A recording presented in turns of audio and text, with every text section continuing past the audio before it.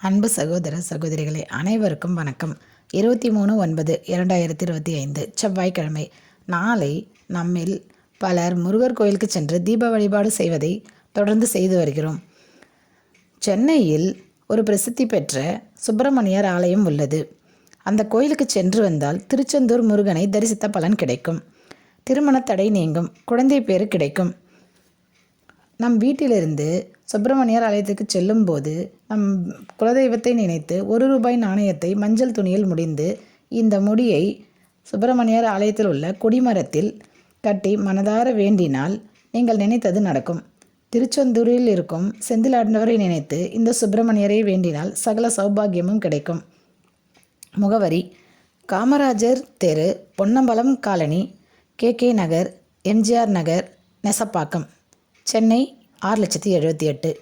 இந்த முருகரை வேண்டிக்கொண்டு கொடிமரத்தில் காணிக்கை செலுத்துபவர்கள் உங்கள் கோரிக்கை நிறைவேறும். நன்றி, வணக்கம்.